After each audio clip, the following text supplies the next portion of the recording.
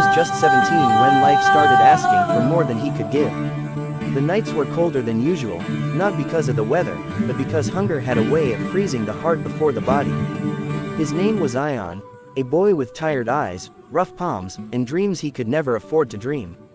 He lived in a one-room house at the edge of the city with his younger sister, Hania. She was only 12, full of laughter, questions, and light, the only light that made Ion's dark life worth living.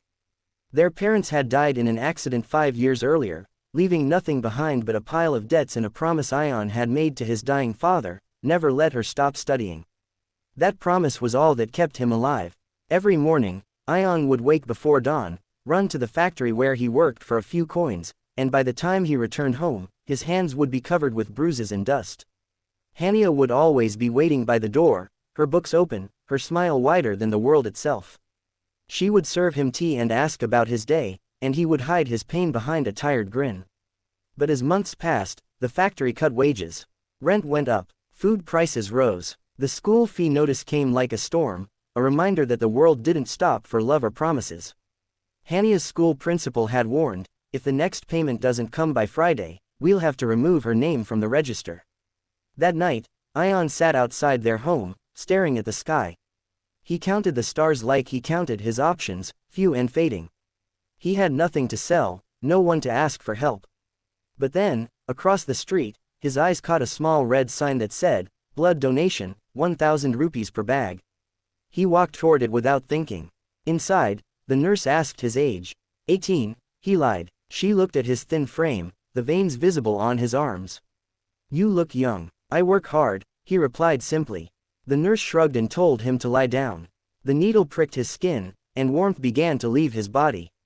He watched his blood flow through the tube, dark red and silent, filling a small bag. He imagined that with every drop, he was buying a page of his sister's future, a sentence, a dream, a chance. When it was over, he stood up weakly, took the envelope of money, and whispered, "Thank you."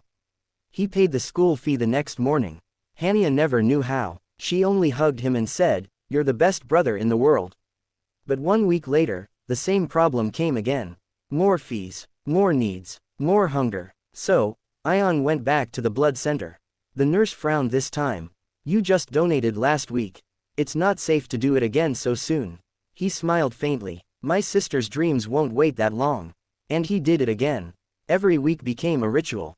Monday, factory. Wednesday, blood center. Friday, pay school. By the second month, his face had grown pale, and his body trembled when he worked. The supervisor yelled at him, calling him lazy, but Ion never answered. He couldn't tell anyone that his strength was being sold drop by drop. One day, while he was walking home, dizzy and exhausted, he collapsed near a tea stall. The shopkeeper recognized him and took him to a nearby clinic. The doctor checked his pulse and shook his head. "You're dangerously weak. If you keep doing this, you won't live long." Ion just smiled through cracked lips. "Then let me live long enough to see her graduate." Days passed. Weeks turned into months. Hania was now in the top of her class, always bringing home certificates, medals, and stories. She often dreamed of becoming a doctor, not knowing that her brother's blood was already saving lives in more ways than one. But fate, as always, waits for the softest hearts to test them the hardest. One evening, Ion came home later than usual. His face was pale as paper, his hands trembling. Hania asked, "Bye, are you okay?" He nodded and said he was just tired. That night, he slept early, but never woke up again. In the morning, Hania tried to shake him awake. His hand was cold, his body still. The room felt empty in a way that broke something inside her forever. The neighbors gathered, and soon, the doctor arrived. He said softly, he was too weak. His body couldn't take it anymore.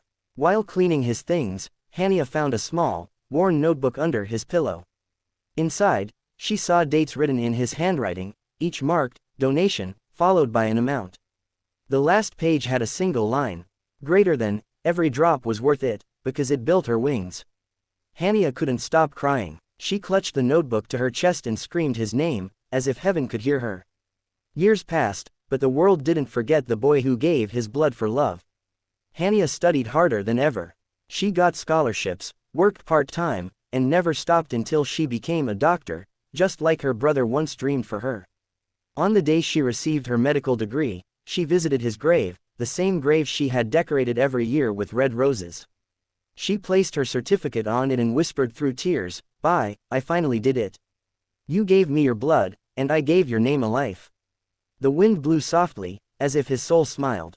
And every year, on his death anniversary, she goes to the same hospital where he once donated blood, not as a donor, but as a doctor who saves others.